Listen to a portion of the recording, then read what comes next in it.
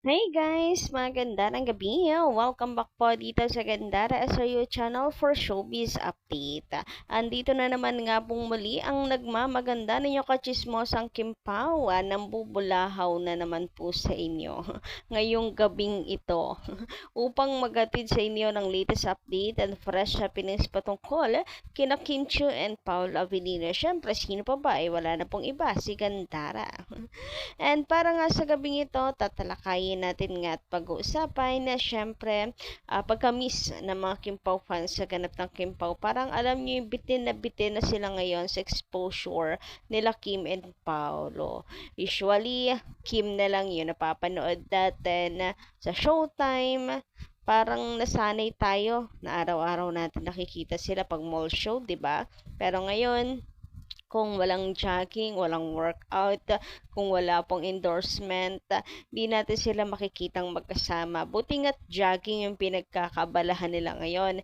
Paano kung workout, yung kagaya ng dati na tago-taguan, yung di nila pinapaalam na magkasama silang dalawa. Ngayon, jogging, visible sila. Kita kasi ng publiko, di ba? But anyway, ayun nga, bukod dyan, pag-usapan din natin ang tungkol nga dito sa usualing ganap din nila every Sunday. But before that, sa mga hindi pa po nakaka-subscribe dito sa ating channel, baka may napabisita po dito, maaari lamang napindutin po niya subscribe button natin at notification bell na niya sa baba para maging updated po kayo at ma-notify every time na may bago po tayong chika at balita hinggil po sa Kimpaw. Basta mga balita na may kinalaman kina Kim Chiu and Paula Avellino, sagot na po natin yan. And unahin nga muna natin pag-usapan itong pagiging inconsistent di umano ni Paolo Avellino kay Kim. Di na tuloy daw malaman kung ano ba talaga ang tunay na balak niya kay Kim Chiu. So sabi dito ni Kits Pool, magandarang gabi. Sabi po niya dito sa kanyang comment, Paolo is showing inconsistent concern with Kimi. I don't know his real motive to her. Genuinity is somewhat questionable. He is only for his own happiness and overwhelming newfound fame. Hopefully, hopefully we can still give him the benefit of the doubt and the count on him and trust his ways. Heist, mahirap na magkamali ulit si Kim Chiu with another heartbreak and betrayal. Hate to see her unhappy and heartbroken. Not with Paolo, hopefully. I'll be wrong. And we can still trust his ways. Time can only tell, and only God knows the truth and guides the right direction for both of them. So, sana nga, sana nga po mali kayo sa iniisip nyo. Well, iintindihan ko po, Madam Kits, yung inyong pinanggagalingan, pinanghuhuputan about this comment. Hindi naman po, hindi naman invalid kung may maramdaman kayo na inconsistent kay Paolo. Lalo na nga nung nakaraan, napapansin siya ng mga fines but humahanga ako sa sinabi niyo na nandun pa din na magtitiwala pa rin kayo sa kung ano sa paraan ni Paolo Avellino. Titiwala pa din and nananalangin na sana totoo talaga yung kanya pong pag-care, yung kanyang motibo pagdating kay Kim Chiu. So maganda rin nga yung magbigay tayo ng benefit of the doubt para alam mo yun, mas lalong mag-pursue si Paolo kay Kim. Kasi pag ganyan, halimbawa, todos bigay tayo, kampante si Paolo, etc. etc. So, yun lang. May point din naman. But ang pinaka gusto ko nga dito is andun pa rin yung pagbibigay ng chance. Everyone deserve to give a chance naman, hindi ba? Hindi yung pag sinabing ayoko dyan, period. Wala nang pagbibigay ng chance. At the end of the day, si Kimi din kasing inaalala po natin dito. Siyempre, ayaw natin makikita ulit siyang masaktan. And for good naman ito, para sa isa't isa, hindi ba? Anyway, sabi naman dito ni Madam Mary Ann Viana, magandang gabi. Ay, Mary Ann ba? Mary Ann Viana. Magandang gabi, shout out. Bitin yung ganap.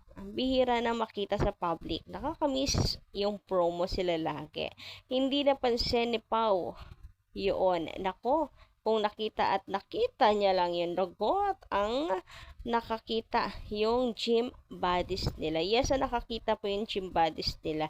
And kudos talaga kasi nandun yung concern kay Kim Chiu. Nakita ko po yung lumingon, nag-offer ng hand, nagtanong if she's okay ka lang ba? Then mukhang okay naman, kaya dire-diretso lang sila sa pagtakbo. But ayun, about nga sa pagiging magkasama nilang dalawa, medyo nanibago lang siguro tayo, pero masasanay ulit. Back to po tayo, soko-soko. Ayan. At least, di ba, may thrill ngayon. Nasanay man tayo na lagi silang napopromote before, tayo yung mismong pinupuntahan, lalo na nung showing na yung My Love Will Make You Disappear, pumupunta sila sa mga public screenings. Ngayon, kung wala pong kasi event, kung wala pong endorsement, jogging, wala talagang ayuda. Pero buti na lang din talaga at silang dalawa po ay magkasama, maayos ang samahan kahit tapos na yung projects na ginagawa nila. Kasi kagaya niyan, 'di ba, magkasama mag-workout, kasama mag-jogging. So, may ayuda pa rin sa atin. Unlike sa iba na hanggang screen lang talaga, pero wala na off-cam, kanya-kanya na. Pero pinapatunayan nila Kim and Paolo na meron silang sinasabi nga ni Paolo na patatag ng patatag, patibay na patibay. Kaya ayan nga po, kahit po off-cam, magkasama sila na masaya ako and contented. Ano man yung kaya nilang ibigay sa atin, basta genuine naman. Samantala, naalala ko tong post na to about kay Paula Avellino. Talagang tahimik siya. So, ang dami na nga daw po nilang sinabi. Ay, basahin nga natin ulit. Natatawa kasi ako dito. Sabi dito, nakita namin si Paulo, nakipagkwentuhan. Yung nakaka 100 words per minute kami. Pero kahit isang salita, wala siya sinabi. Ganun pa man, ang saya-saya pa rin namin. Haha, oo na, parang kami lang ang masaya. Yung picture kasi dito ni Paula lang tang nakikinig lang tahimik. Aminin mo man o hindi, Paula Avellino, alam namin na mahal mo kami. Mahal ka namin mula noon hanggang ngayon. Wala ganyan talaga siya personal. Even si Kim Chiu, ganyan din daw siya. 'Di ba sabi ni Kimi, siya yung maingay, naubusan na lang ng kwento, tahimik lang siya. Pero ang gusto niya kay Pau, talagang nakikinig. Tahimik lang talaga siya. So, alam mo yung salitang bagay talaga silang dalawa. May isang kalmado, may isang hyper. Ganon. Kaya, talaga suwak na suwak silang dalawa. Anyway, dumako naman nga tayo dito.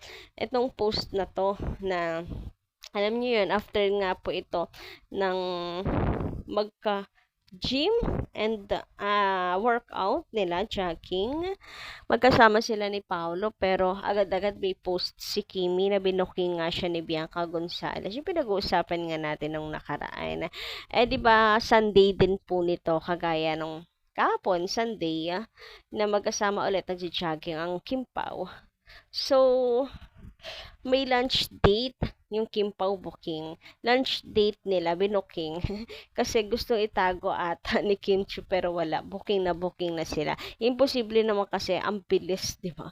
Ang bilis ni Kim Chiu, magkasama lang sila ni Paolo Avellino. So, malamang lunch date kasama si Paolo Avellino. Siyempre, Sunday is bebe time. Hindi yung pakakawalan agad ni Paolo si Kiam. Kasi Sunday is bebe time. Nilang dalawa yan. Together. ba diba? And kagaya kahapon, ayan, happy ako na muli silang mapagmasdan, magkasama yung mga ngiti nila sa isa't isa. Walang pagtatago-tago, etc. And kahapon din nga, 'di ba? meron mang insidente na nangyari. Pero kita ko naman na maayos silang dalawa. Mga fans lang naman gigil na gigil kay Paolo pero mukhang wala naman pong tampo or ano man si Kim or paninisi kay Paolo. Bakit di ba kiningada? Parang wala namang ganon. So, they're okay. And sure, I nispent nila yung oras nila together nung Sunday. Kagaya nito, kaya si Bianca Gonzalez, ibig sabihin, talagang laging magkasama ang Kim Pao every Sunday, tapos gumagawa na lang ng palusot. Alam niyo yun, nandilin lang si Kim. Anyway, booking na booking, di ba? So ngayon, alam na natin yung galawan talaga ng Kim Pao. Thank you so much din sa mga kakampi nating circle friends nila Kim Chu. Bongga. Anyway, hanggang dito lang muna guys ang aking update. Thank you so much po sa inyong pakikinig and don't forget to click the subscribe button and notification bell for more updates. Maraming salamat.